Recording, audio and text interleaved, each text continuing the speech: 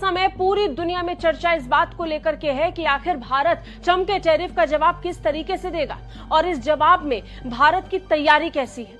तो तैयारी की तस्वीर अब दुनिया के सामने आने लगी है। भारत बड़े स्तर पर अपनी तैयारी के साथ एक्शन मोड पर काम कर रहा है। दुनिया इसमें एक देश सिंगापुर भी जुड़ चुका है। सिंगापुर जो सप्लाई चेन के लिए एक सबसे मजबूत जगह मानी जाती है। लौटकर माननीय नरेंद्र मोदी जी ने टैरिफ वॉर के चलते अमेरिका को बहुत ही करारा जवाब दिया है।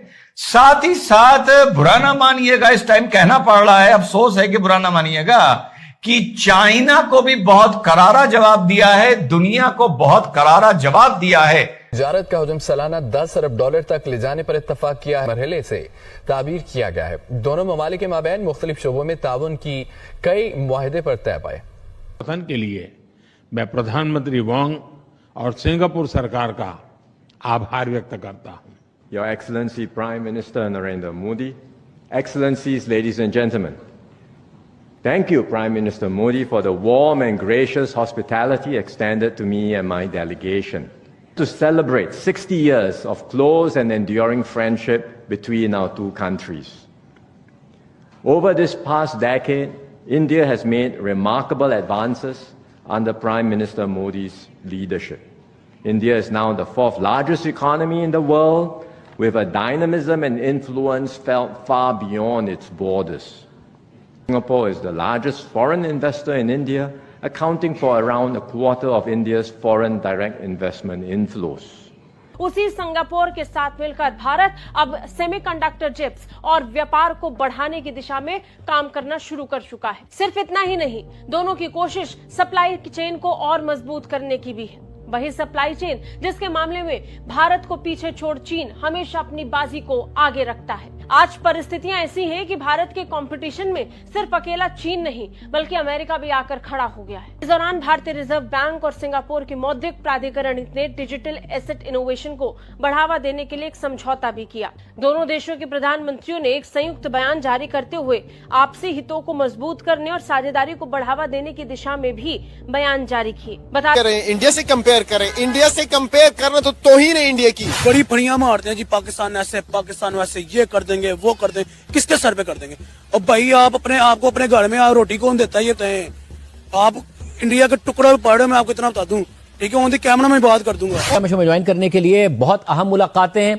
जाहिर जो भारतीय वजीर आजम मोदी हैं वो भी वहां मौजूद थे कॉन्फ्रेंस के लिए, उनकी भी से मुलाकातें हुई। फिर अब एक ऐसा सिनेरियो है जिसमें जाहिर अमेरिकी सदर ने टैरिफ्स लगाए हैं, चीन पर भी लगाए हैं, भारत पर 50% तक लगाए हैं। पाकिस्तान हमने तय किया है कि एआई, क्वांटम और अन्य डिजिटल टेक्नोलॉजीज में सहयोग को बढ़ाया जाएगा। आज स्पेस सेक्टर में हुए समझौते से अंतरिक्ष विज्ञान क्षेत्र सहयोग में एक नया अध्याय जुड़ रहा है।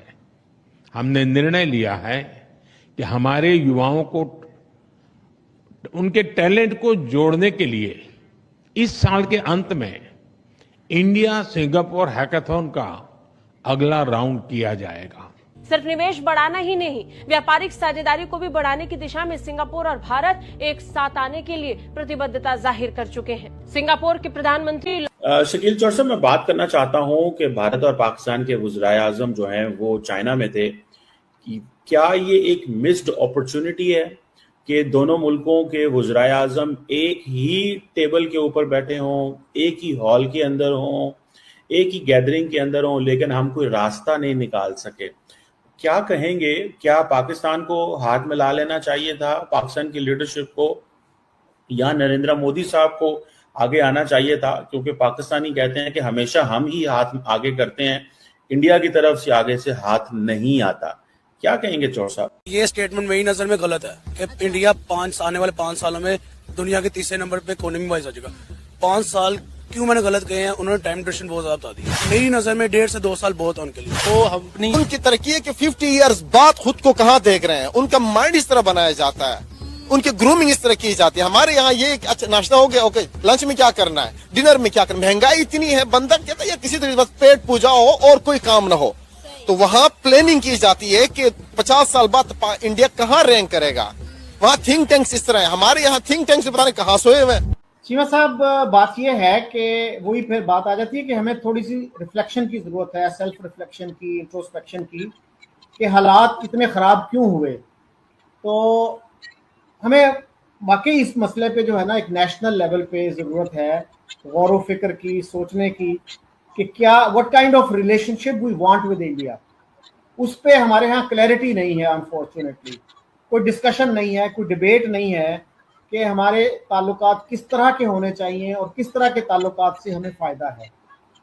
So we need to do some soul searching, we need to do some self reflection, कोई गौर व खौज करें, कोई रास्ता ढूंढें कि भाई इस ख़राब रिलेशनशिप का हमें क्या फ़ायदा है और उसके वर्स्ट कॉन्सिक्वेंसेस क्या हो सकते हैं, और अच्छे ताल्लुकात हों तो उसके क्या फ़ायदे हमें हो सकते हैं। नहीं चौर साहब, बिल्कुल ठीक है, ये सेल्फ रिफ्लेक्शन की बात कर रहे हैं। अच्छा, ये हाथ में लाना क्या ये पाकिस्तान की जिम्मेदारी है कि जनरल मुशर्रफ ने अगर वाजपेयी से हाथ में लाया था तो शहबाज शरीफ मोदी साहब से हाथ में लाएगा? ये बात अगर दूसरी साइड से क्यों नहीं चलती? सिंगापुर के प्रधानमंत्री लॉरेंस वोंग या ली वोंग भारतीय दौरे पर नई दिल्ली पहुंचे और उनका भव्य स्वागत किया गया। यह दौरा विशेष रूप से इस महीने में बहुत महत्व रखता है क्योंकि यह इस समय किया जा रहा है जबकि भारत व अमेरिका के मध्य एक ट्रेड वॉर चल रहा है और अमेरिकी राष्ट्रपति व उच्च अधिकारियों ने यह कह दिया है कि हम भारत पर सैंक्शन लगा रहे हैं, टैरिफ्स नहीं। यह उन्होंने हालांकि स्पष्ट नहीं कहा, लेकिन बात में उनके मुंह से यह निकल चुका है कि वह भारत को सैंक्शन करना चाह रहे हैं। ऐसी स्थिति में यह दौरा बहुत अधिक महत्वपूर्ण हो जाता है और इसी के कारण दुनिया की निगाहें इस दौरे पर टिकी हुई हैं। और लॉरेंस वोंग ने भी अपना इरादा स्पष्ट करते हुए भारत में 68 बिलियन डॉलर के निवेश का अनुमान जताया है और साथ ही MOU भी साइन कर लिया गया है। हालांकि MOU साइन करना कोई बहुत बड़ी बात नहीं, यहाँ यह निश्चित करना आवश्यक है कि आगे आने वाले समय में इन दो देशों के मध्य जो मित्रवत संबंध है वह प्रगाढ़ हो और भारत में निवेश की स्थिति बनी रहे। आपको ज्ञात होगा कि पिछले वर्ष भारतीय प्रधानमंत्री सिंगापुर गए थे जहाँ उनका भव्य स्वागत किया गया था और भारतीय प्रधानमंत्री ने सिंगापुर के प्रधानमंत्री को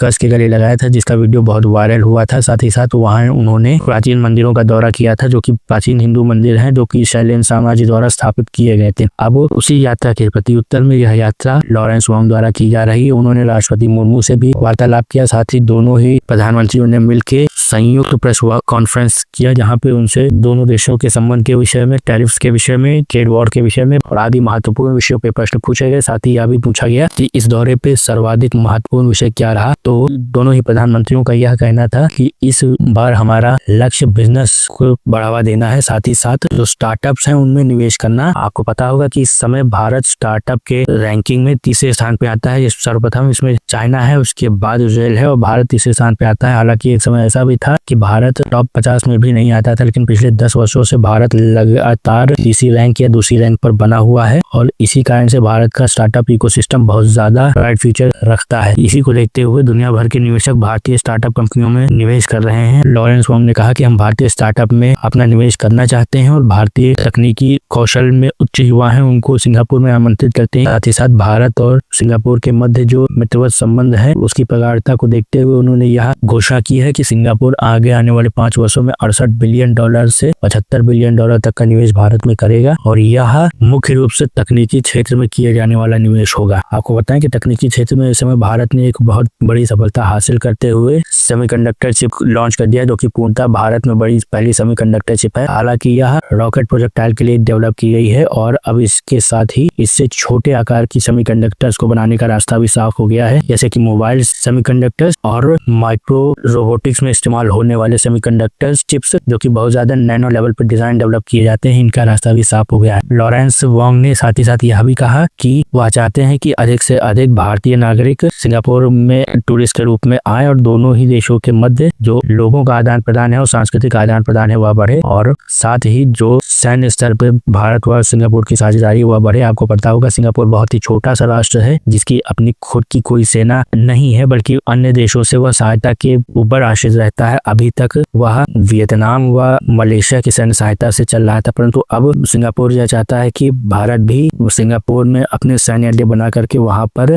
उसे एक सैन्य कवर प्रदान करे। आपको इस विषय पर क्या कहना है तो हमें कमेंट सेक्शन में अवश्य बताएं। वीडियो को लाइक करें, शेयर करें तथा इस चैनल को सब्सक्राइब करें, बेल आइकन को अवश्य दबा दें ताकि आपको हमारे नए वीडियो का नोटिफिकेशन मिलता रहे। आपका बहुत बहुत धन्यवाद।